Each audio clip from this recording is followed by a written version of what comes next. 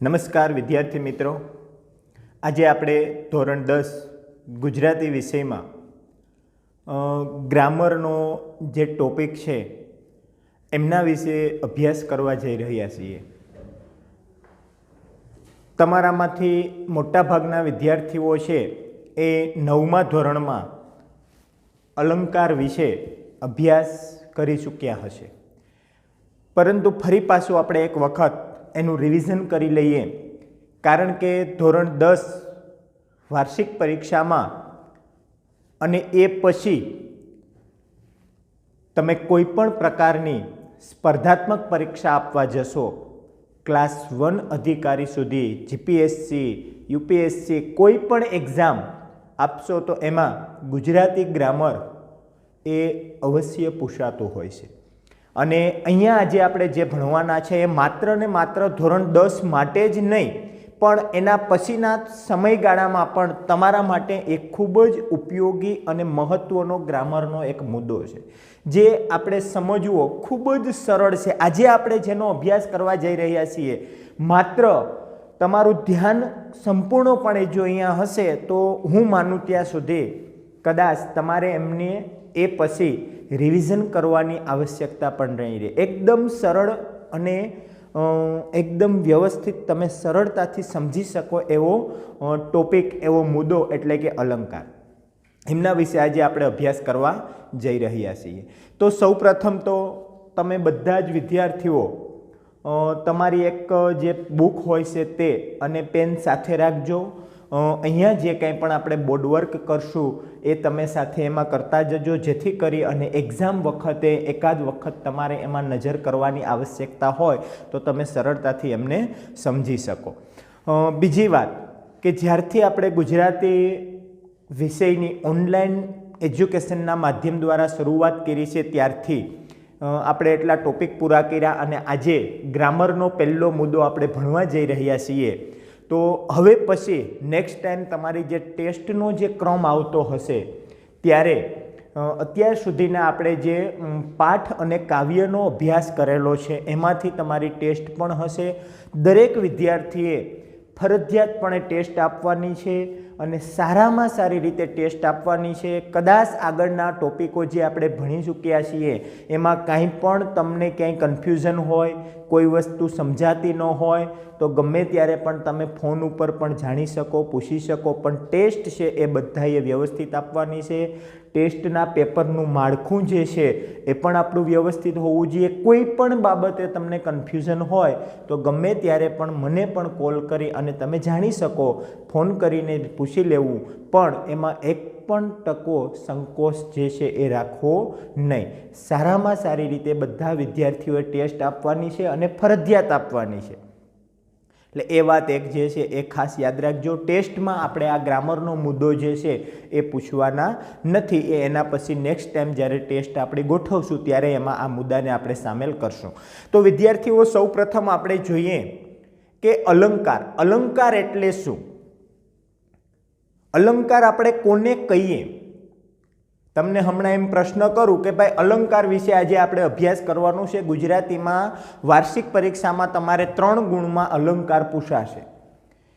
તો અલંકાર એટલે શું? અલંકાર કોને કહેવાય? તમને કોઈ પણ વ્યક્તિ, આપણે આજે અલંકાર ભણી લીધા, એ પછી તમને કોઈ વ્યક્તિ દ્વારા પૂછવામાં આવે કે ભાઈ અલંકાર એટલે શું, તમને સાહેબે ભણાવી દીધું છે તો તમને ખબર હોવી જોઈએ. તો આપણે કહીએ કે અલંકાર કોને કહેવાય? તો સામાન્ય રીતે જો આપણે જોઈએ તો આપણે અલંકાર કોને કહીએ? અલંકાર એટલે કે અલંકારનું બીજું નામ જો આપણે જોઈએ તો આભૂષણ. એનાથી વિશેષ જો આપણે એમાં જઈએ તો ઘરેણાં. તો આભૂષણ કે અલંકાર છે એનો ઉપયોગ આપણે ક્યાં કરીએ છીએ? તમે અત્યારે આ વસ્તુને ભૂલી જાઓ, આપણે ભણીએ છીએ એને પણ ભૂલી જાઓ, ટેક્સ્ટ બુક ભૂલી જાઓ, ધોરણ 10 ભૂલી જાઓ, પણ જનરલી આપણે જોઈએ તો અલંકાર કે આભૂષણનો ઉપયોગ આપણે ક્યાં કરીએ છીએ? તો કે ભાઈ માણસ છે એ પોતાની સુંદરતામાં વધારો કરવા માટે અલંકારનો ઉપયોગ કરે છે. ખાસ કરી અને બહેનો કે પોતાના શરીર ઉપર અવનવા પ્રકારના આભૂષણો જે છે એ ધારણ કરે છે. શું કામ ને? એનો એકમાત્ર ઉપાય શું? આપણે અલંકાર આભૂષણ જે છે એ માણસ પોતાના શરીર ઉપર ધારણ કરે, શું કામ ને? તો કે ભાઈ એકમાત્ર એટલા માટે કે અલંકાર આભૂષણ પહેરવાથી માણસ જે છે એ સુશોભિત બને, એ સારું લાગે, એનો જે દેખાવ છે એ દેખાવમાં વધારો થાય. એટલા માટે આપણે અલંકાર જે છે એ આભૂષણ જે છે એ આભૂષણનો માણસ ઉપયોગ કરે છે. તો હવે એ વાત સમજો કે આપણે ગુજરાતી ભાષામાં અલંકારનો ઉપયોગ શું કામ ન થાય? તો કે ભાઈ જે માણસ છે એ પોતાના શરીર ઉપર અલંકાર ધારણ કરે, આભૂષણ ધારણ કરે અને એનાથી માણસ છે એ જો સુશોભિત થતો હોય તો ગુજરાતી ભાષામાં પણ આપણે અલંકારનો ઉપયોગ કરીએ તો આપણે ભાષાને સુશોભિત કરી શકીએ ને, ભાષાને પણ આપણે સુશોભિત કરી શકીએ. અને અલંકાર જે છે એ શું કામને વપરાય છે? તો કે ભાષાને સુશોભિત કરવા માટે અલંકાર જે છે એનો આપણે ઉપયોગ કરીએ છીએ. ગુજરાતી ભાષામાં અલંકાર શબ્દ છે એ અલમ પ્લસ કૃત, આ ઉપરથી આવેલો શબ્દ છે. તો એના માટે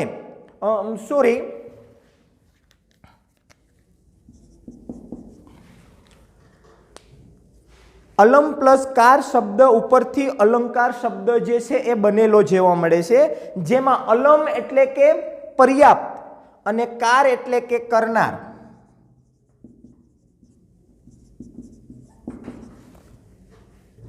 અલમ એટલે પર્યાપ્ત અને કાર એટલે કે કરનાર. મતલબ એનો અર્થ શું થાય?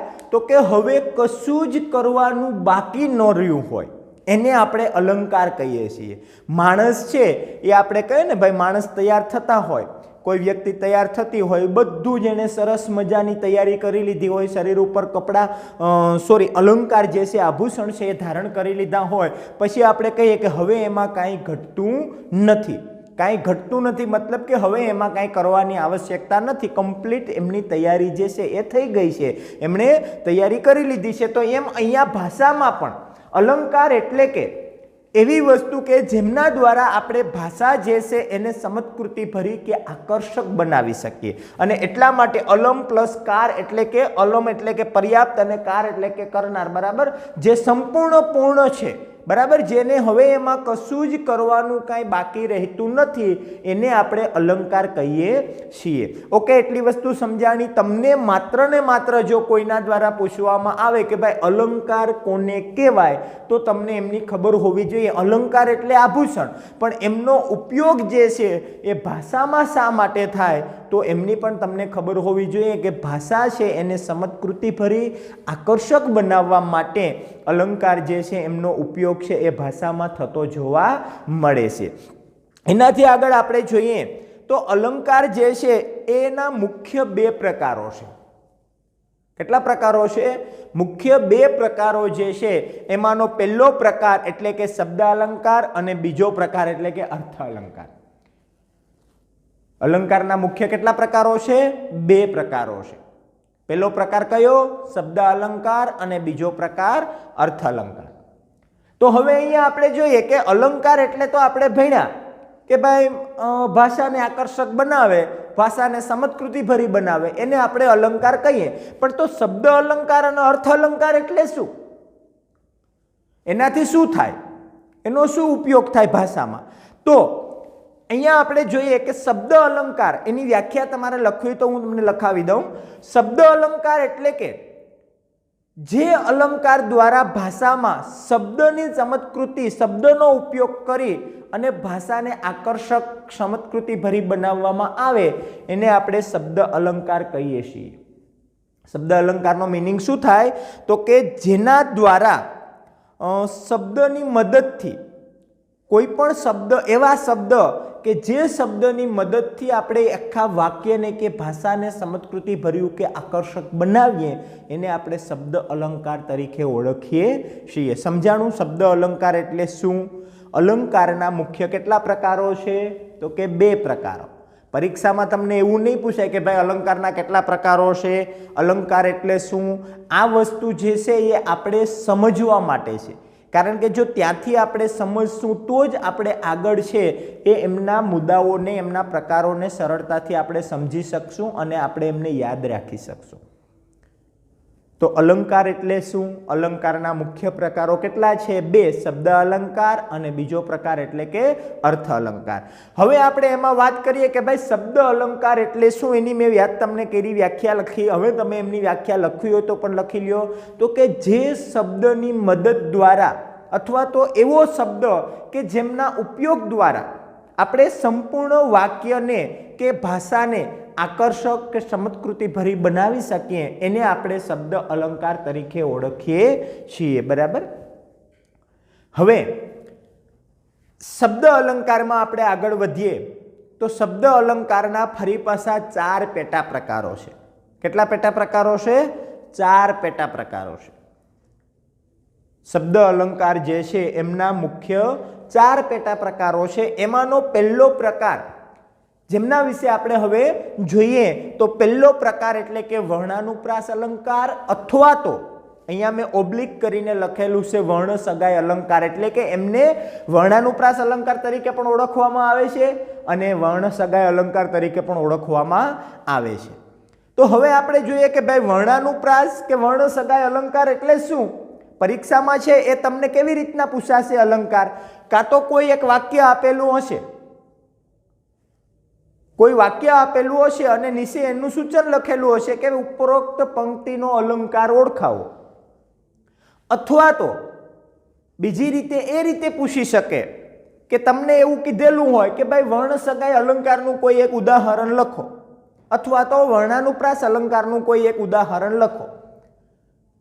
તો આપણને પહેલા એ વસ્તુની ખબર હોવી જોઈએ કે વર્ણાનુપ્રાસ એટલે શું થાય, વર્ણ સગાઈ કે વર્ણાનુપ્રાસ અલંકાર એટલે શું થાય, એને આપણે કઈ રીતે સમજી શકીએ એની આપણને ખબર હોવી જોઈએ. સામાન્ય રીતે આપણે જોઈએ છીએ કે વર્ણ એટલે બધાને ખબર હશે. વર્ણ એટલે તો ખબર છે ને બધાને. વર્ણનો મિનિંગ શું થાય છે? વર્ણ એટલે કે અક્ષર. જોજો ખાસ, અક્ષર અને શબ્દ વચ્ચે પણ તફાવત છે. અક્ષર અને શબ્દ વચ્ચે તફાવત છે. અને પ્રાસ એટલે તાલમેલ આપણે જેને કહીએ છીએ. આપણે ગુજરાતી ભાષામાં ઘણા બધા કાવ્યો જે છે, ઘણી બધી પંક્તિઓ જે છે અથવા તો કોઈ લોક સાહિત્યના કોઈ એવા ગીતો છે તો એમાં પ્રાસ મળતો હોય છે. પ્રાસાનુપ્રાસ, બરાબર, તાલમેલ જેને આપણે કહીએ છીએ તે. તો એ તાલ મળતો હોય ને તો જ આપણે એને યોગ્ય દિશા તરફ લઈ જઈ શકીએ. દાખલા તરીકે કોઈ આપણે ભજન મંડળનો કાર્યક્રમ હોય તો એમાં ગાયક હોય, તબલા વગાડનાર હોય, ખંજર વગાડનાર હોય, પણ આ બધાનો જો અલગ અલગ તાલ હોય તો એ જે કંઈ પણ ગાયક છે એ પોતાના ગીતને યોગ્ય રીતે ગાઈ શકશે ખરો? નથી ગાઈ શકવાનો. પણ બધાનો એક તાલ બનશે, બધા એક સૂર હશે તો એ વસ્તુ જે છે એને એ આગળ લઈ જઈ શકશે. તો અહીંયા વર્ણ એટલે અક્ષર અને પ્રાસ એટલે કે તાલ, બરાબર. તો વર્ણ સગાઈ અલંકાર જે છે એમાં એકનો એક શબ્દ શું થાય? વર્ણ સગાઈ અલંકાર છે એમાં એકનો એક શબ્દ એક કરતાં વધારે વખત આવતો હોય ત્યારે એને આપણે વર્ણાનુપ્રાસ કે વર્ણ સગાઈ અલંકાર તરીકે ઓળખીએ છીએ. સામાન્ય રીતે આપણે જોઈએ કે કોઈ પણ વસ્તુ, વર્ણ એટલે આપણે વાત કરી કે અક્ષર, કોઈ પણ વાક્ય તમે બોલો તો એમાં એકનો એક વર્ણ એક કરતાં વધારે વખત આવે અને એના દ્વારા સમગ્ર વાક્ય કે આખું જે કંઈ પણ એ વાક્ય ભાષા છે એ આકર્ષક લાગે, આપણને સમજકૃતિ ભરું લાગે, ત્યારે આપણે એને વર્ણાનુપ્રાસ કે વર્ણ સગાઈ અલંકાર તરીકે ઓળખીએ છીએ. એક્ઝામ્પલ તરીકે તમને એક વાક્ય હું કહું, પછી બીજા વાક્યો હું તમને એમના ઉદાહરણ લખાવી દઉં, પણ વર્ણાનુપ્રાસ કે વર્ણ સગાઈ અલંકારનું એક વાક્ય આપણે જોઈએ તો હમણાં જ તમને એકદમ એવું થશે કે એકદમ ઈઝી છે, આ તો અમે સરળતાથી યાદ રાખી શકીએ એમ છે. એનું ઉદાહરણ હું તમને કહીશ તો તમને વધારે સરળ લાગશે. વર્ણાનુપ્રાસ કે વર્ણ સગાઈ અલંકારની વ્યાખ્યા આપણે શું કીધી કે ભાઈ કોઈ પણ પંક્તિ કે વાક્યમાં કોઈ એકનો એક શબ્દ એક કરતાં વધારે કોઈ એકનો એક વર્ણ અક્ષર એક કરતાં વધારે વખત આવે અને એને કારણે સમગ્ર વાક્યમાં તાલમેલ જોવા મળે ત્યારે આપણે એને વર્ણાનુપ્રાસ અલંકાર અથવા તો વર્ણ સગાઈ અલંકાર તરીકે ઓળખીએ છીએ. સમજાણું? વર્ણ એટલે અક્ષર અને પ્રાસ એટલે તાલમેલ. એક જ મિનિટ.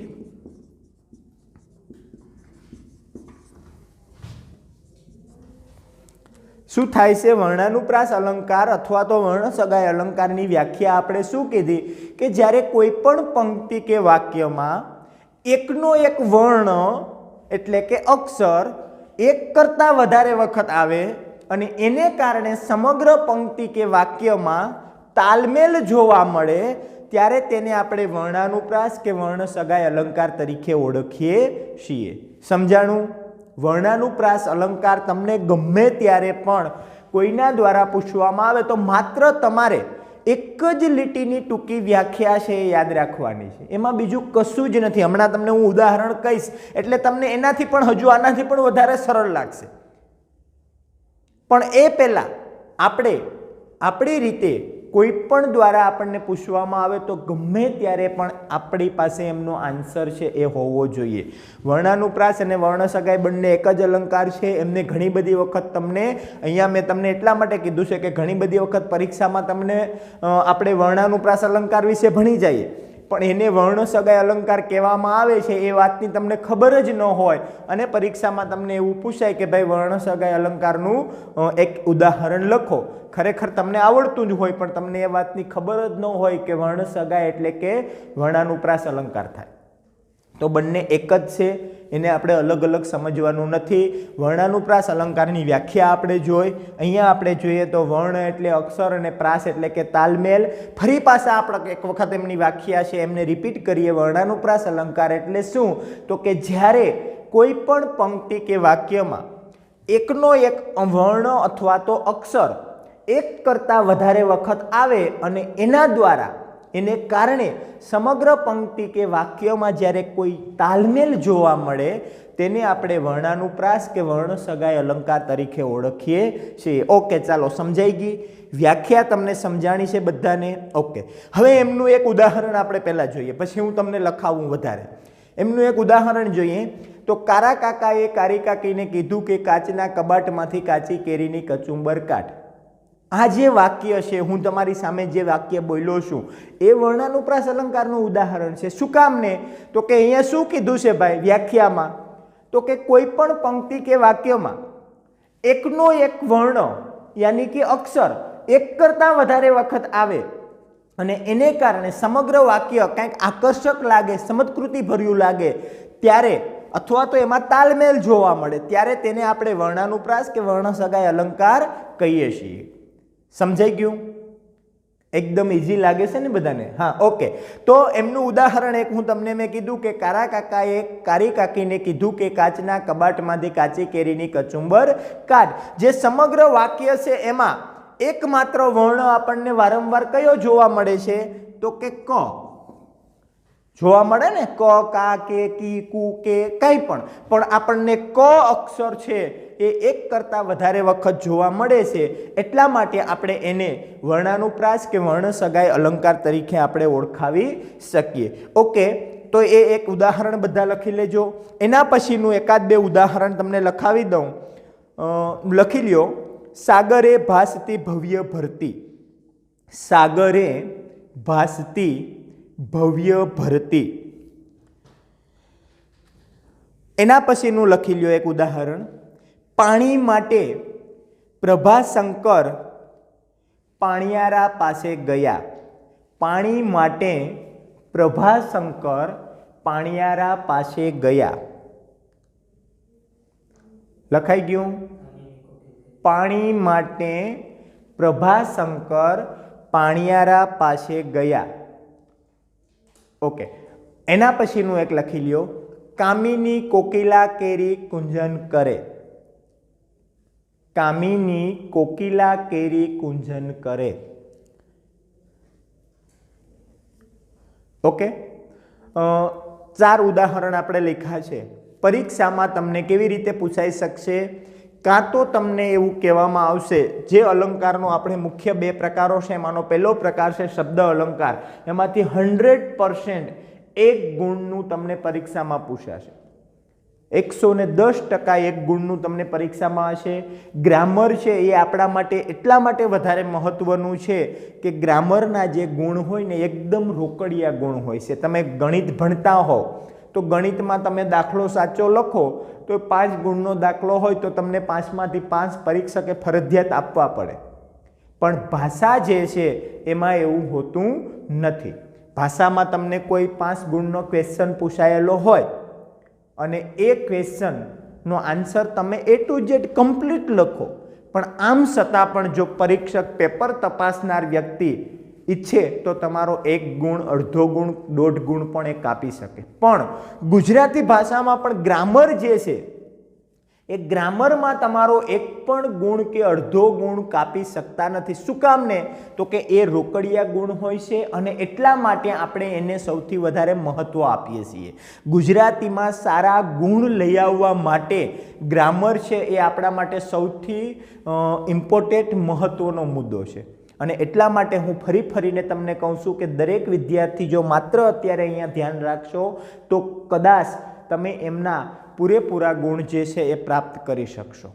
ઓકે, સમજાઈ ગયું? બધાને ઉદાહરણ લખાઈ ગયા. હવે એક અલંકાર આપણે ભણ્યા છે વર્ણાનુપ્રાસ કે વર્ણસગાઈ અલંકાર.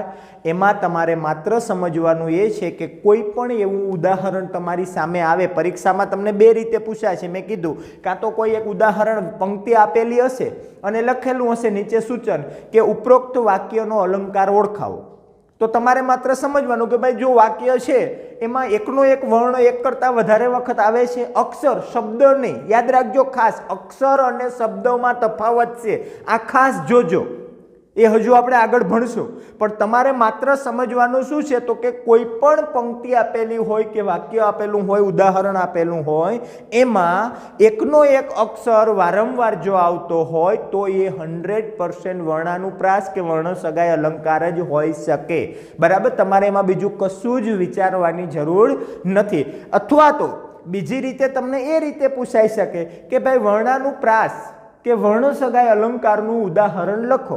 તો આપણે એક ઉદાહરણ છે એ યાદ રાખવાનું જ. મેં તમને જે ઉદાહરણ લખાવ્યા એ બધા ઉદાહરણ એવા છે કે એક વખત તમે જોઈ લો એટલે તમારા મગજમાં એ બેસી જશે. એ ક્યારેય પણ તમે એમને ભૂલશો નહીં.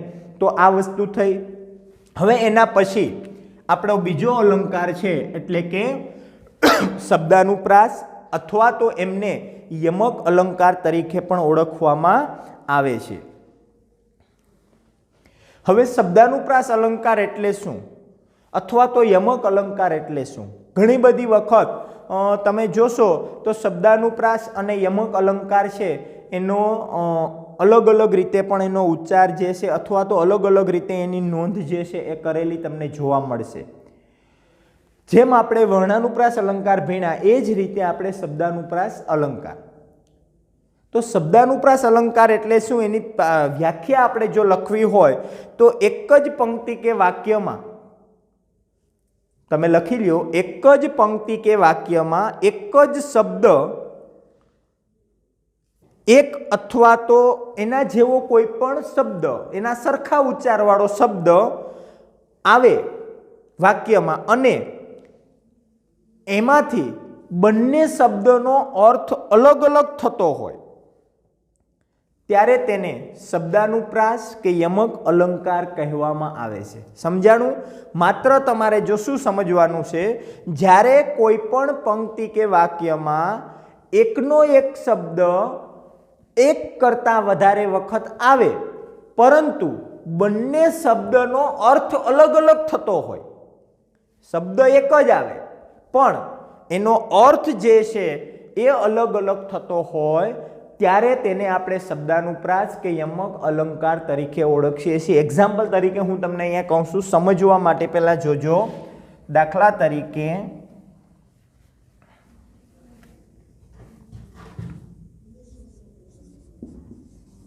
જવાની તો જવાની, આ બંને શબ્દ જે છે એ કેવા છે? તમને એમાં કઈ તફાવત લાગે છે? આ બંને શબ્દો જે છે અહીંયા એમાં કોઈ તફાવત લાગે છે? નહીં, નથી ને કોઈ તફાવત? કોઈ તફાવત એમાં નથી. શબ્દાનુપ્રાસ કે યમક અલંકારની વ્યાખ્યા શું કહે છે કે જ્યારે कोईपण पंक्ति के वाक्य में एकनो एक शब्द एक करता वधारे वखत आवे, एकनो एक शब्द एक करता वधारे वखत आवे, पण ए बंने शब्दों अर्थ अलग अलग थतो होय त्यारे आपणे एने शब्दानुप्रास के यमक अलंकार तरीके ओळखीए छीए। समजाणुं?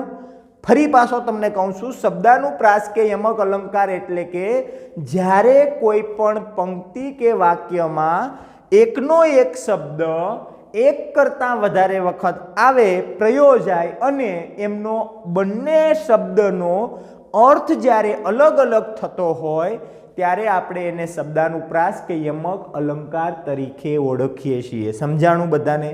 ओके, हवे आपणे जोईए के अहींया आपणे वाक्य लख्युं के जवानी तो जवानी शब्दानुप्रास के यमक अलंकारनुं उदाहरण छे, बराबर?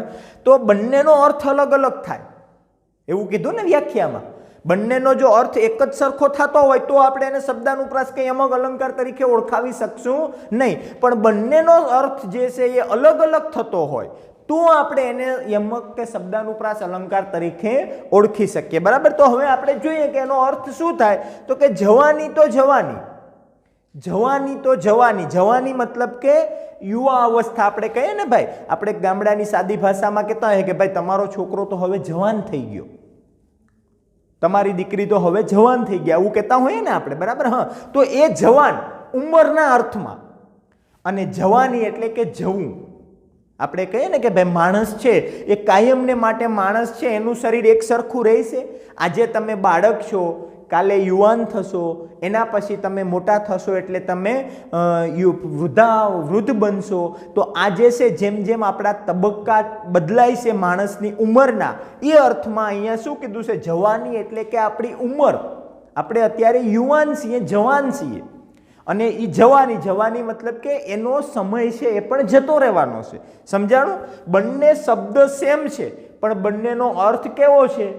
અલગ અલગ થાય છે ને, કે બંનેનો અર્થ એક થાય છે, બંનેનો અર્થ છે એ અલગ થાય છે। અને આવી રીતે જ્યારે કોઈ પણ પંક્તિ કે વાક્યમાં એકનો એક શબ્દ એક કરતા વધારે વખત આપણને જોવા મળે, પણ એ એકનો એક શબ્દ જ્યારે એક કરતાં વધારે વખત વાક્ય કે પંક્તિમાં પ્રયોજાયેલો હોય અને એ બંને શબ્દોનો અર્થ જે છે એ અલગ અલગ થતો હોય ત્યારે આપણે એને શબ્દાનુપ્રાસ કે યમક અલંકાર તરીકે ઓળખીએ છીએ। સમજાઈ ગયું છે બધા વિદ્યાર્થીઓને? ઓકે, હવે એના વધારે એકાદ બે આપણે ઉદાહરણ છે એ લખી લઈએ। લખો આગળનું એનું ઉદાહરણ, એક આ બધા લખી લેજો, જવાની તો જવાની, એના પછીનું બીજું ઉદાહરણ લખી લેજો, તપેલી તો તપેલી છે। અહીંયા લખું,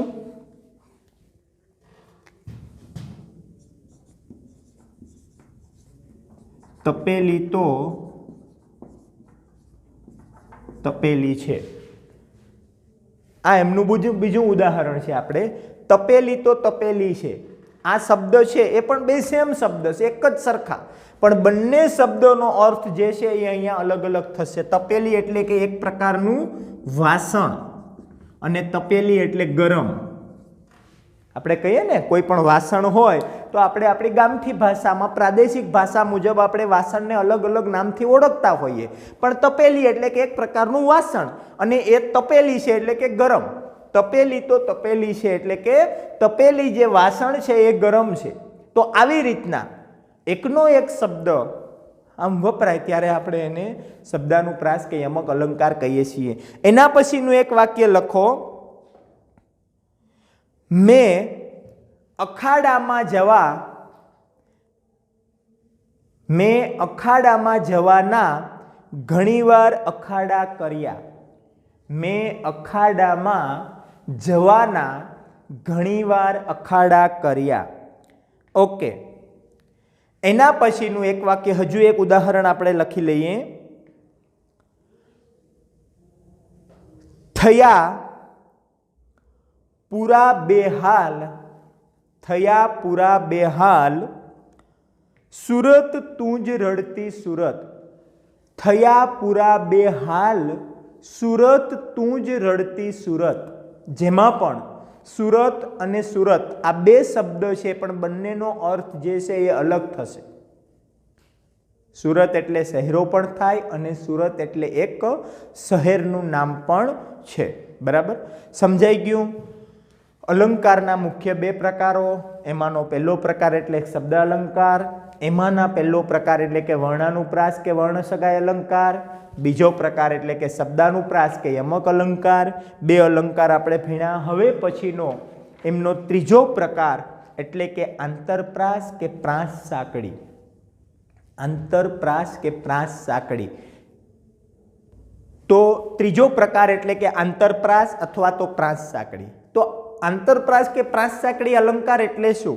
તો ઘણી બધી વખત તમે વિદ્યાર્થી મિત્રો જોતા હશો કે ઘણા બધા ઉદાહરણો સરળમાં લખાયેલા હોય છે. મતલબ કે કોઈ પણ વાક્ય આપણે લખતા હોઈએ તો એ આવી રીતના 1 2 3 4 અથવા તો 1 અને 2 આવા બે સરણમાં લખાયેલા હોય છે.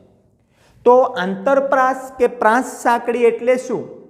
તો કે જ્યારે કોઈ પણ પંક્તિ કે વાક્યમાં પ્રથમ શરણનો છેલ્લો અક્ષર અને બીજા શરણનો પહેલો અક્ષર એ બંને વચ્ચે જ્યારે પ્રાસ મળતો હોય, તાલમેલ, પ્રાસ એટલે તાલમેલ, બરાબર, ત્યારે આપણે એને આંતરપ્રાસ કે પ્રાસ સાંકળી અલંકાર તરીકે ઓળખીએ છીએ. સમજાણું?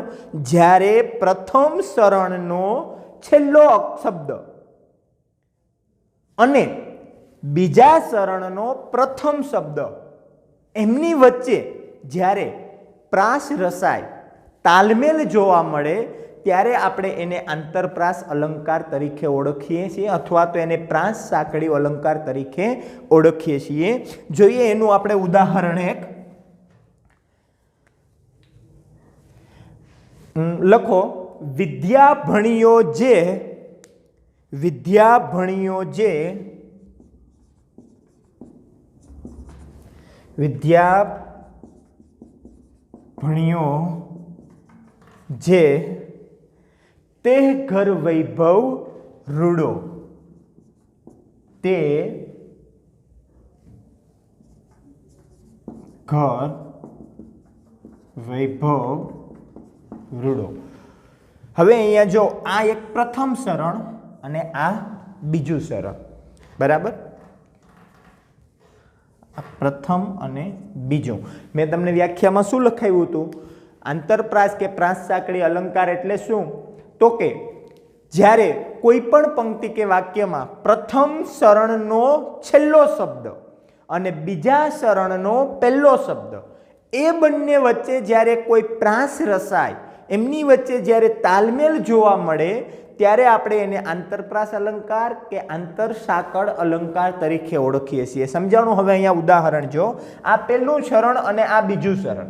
પહેલા શરણનો કયો અક્ષર આપણે કીધો તો? શબ્દ કીધો તો છેલ્લો, અને બીજા શરણનો પહેલો, બરાબર. તો અહીંયા જે અને તે, પહેલા શરણનો છેલ્લો શબ્દ કયો છે? જે, અને બીજા શરણનો પહેલો શબ્દ કયો છે? તે.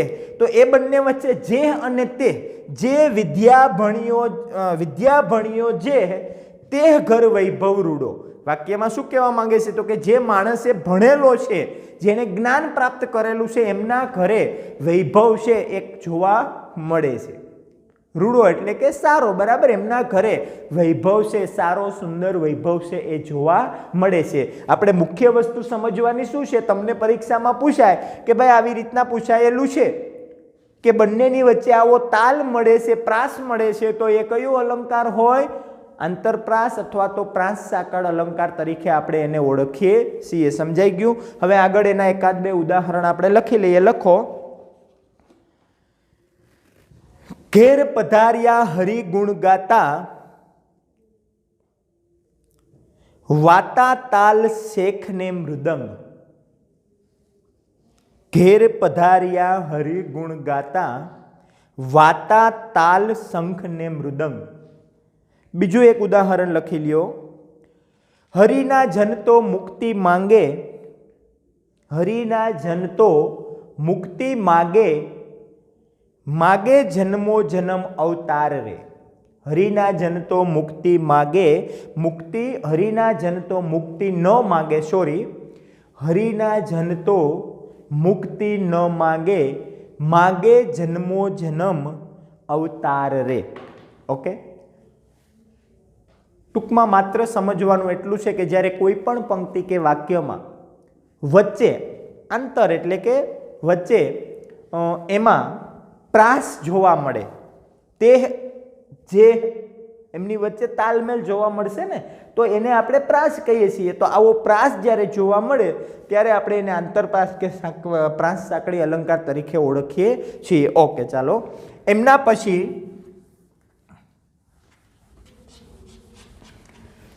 શબ્દાલંકારનો છેલ્લો પ્રકાર એટલે કે અંત્યાનુપ્રાસ અલંકાર.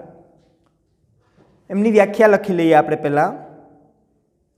જ્યારે કોઈ પણ પંક્તિ કે વાક્યમાં વાક્યને અંતે, શરણને અંતે અથવા તો અંતે, જ્યારે કોઈ પણ પંક્તિ કે વાક્યમાં ચરણને અંતે પ્રાસવાળો શબ્દ હોય ત્યારે તેને આપણે અંત્યાનુપ્રાસ અલંકાર કહીએ છીએ. શું કીધું છે? માત્ર જો આમાં ને આમાં એટલો બધો તફાવત નથી, થોડો એવો તફાવત છે. આંતરપ્રાસ અલંકાર છે એમાં વચ્ચે પ્રાસ મળતો જોવા મળે છે, જ્યારે અંત્યાનુપ્રાસ અલંકારમાં શું જોવા મળે છે? અંત્યાનું એટલે કે અંતે.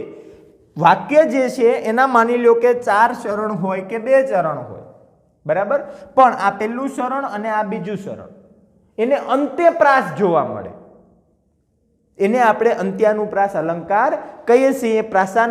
આંતરપ્રાસ અને અંત્યાનુપ્રાસ અલંકાર વચ્ચે એટલો તફાવત છે નહીં, માત્ર સામાન્ય એવો તફાવત છે જે તમે સરળતાથી સમજી શકો એમ છે. જોઈએ, આપણે વ્યાખ્યા લખી લીધી બધાએ.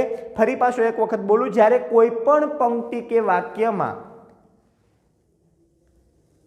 છેલ્લે એટલે કે અંતે, એ શરણને અંતે જ્યારે એવો પ્રાસ મળતો હોય તેને આપણે અંત્યાનુપ્રાસ અલંકાર કહીએ છીએ. અથવા તો એવું પણ કહી શકાય કે જ્યારે કોઈ પણ પંક્તિ કે વાક્યમાં સરખા ઉચ્ચારવાળો કોઈ પણ પ્રાસ કે શબ્દ આવ્યો હોય તેને અંત્યાનુપ્રાસ અલંકાર કહીએ છીએ. સમજાઈ ગયું એટલું બધાનું? હવે અહીંયા હું એક ઉદાહરણ લખું.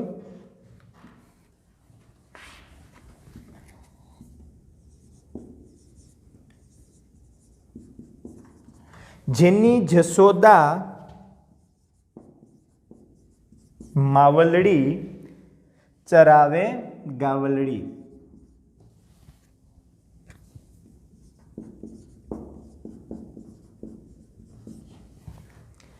બંને શબ્દ જે છે એમની વચ્ચે સરખા ઉચ્ચારવાળો અથવા તો માવલડી અને ગાવલડી બંનેની વચ્ચે પ્રાસ છે એ મળતો જોવા મળે છે. પણ તફાવત માત્ર કેટલો છે? તો કે શરણને અંતે. આંતરપ્રાસમાં શું છે? તો કે ભાઈ શરણની વચ્ચે પ્રથમ શરણનો છેલ્લો અને બીજા શરણનો પહેલો શબ્દ હોય છે. જ્યારે આમાં જેટલા ચરણ હોય, માની લઈએ કે 2 ચરણ હોય કે 4 ચરણ હોય, તો બંનેમાં એ ચરણને અંતે જ્યારે એવો શબ્દ આપણને ઉચ્ચારણ સાંભળવા મળે ત્યારે આપણે એને અંત્યાનુપ્રાસ અલંકાર તરીકે ઓળખીએ છીએ. જશોદા, જેની જશોદા માવલડી ચરાવે ગાવલડી.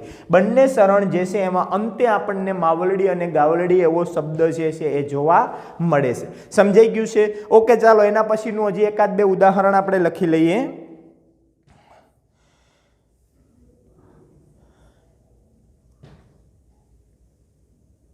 લખો આગળ. મેં મકાનો બાંધવા જે ઘડિયા, મેં મકાનો બાંધવા જે ઘડિયા, રે તે ખીલાતો અહીં જડિયા. રે તે બીજું ચરણ છે. પહેલું ચરણ છે મેં મકાનો બાંધવા જે ઘડિયા, બીજું ચરણ રે તે ખીલાતો અહીં જડિયા. ઓકે, સમજાઈ ગયું છે બધાને? અહીંયા આપણે આપણા ધોરણ 10 ગુજરાતી વિષયના ગ્રામરનો મુદ્દો અલંકારનો પહેલો પ્રકાર શબ્દ અલંકારના આજે આપણે 4 પ્રકારો જે છે એ ભણ્યા છે. તમે એક વખત આ બધા અલંકારોની વ્યાખ્યા અને એના ઉદાહરણોનો એક વખત રિવિઝન કરી લેજો. એટલે હું માનું ત્યાં સુધી તમારે એ પછી ક્યારેય પણ એમને જોવા પડશે નહીં. એટલા સરળ અને સરસ રીતે આપણને એ ભણવાની મજા પણ આવશે. અને સામાન્ય રીતે આપણે જોઈએ છીએ કે આપણને જે કાર્યમાં આનંદ આવતો હોય, મજા આવતી હોય, એને જ આપણે સારી રીતે સમજી શકીએ છીએ, યાદ રાખી શકીએ છીએ. એટલે આ 4 પ્રકારો જે છે શબ્દ અલંકારના આપણે જોયા. હવે નેક્સ્ટ ક્લાસમાં અલંકારનો જે બીજો પ્રકાર છે અર્થ અલંકાર, એના જે પ્રકારો જે છે એના વિશે આપણે અભ્યાસ કરીશું. ઓકે.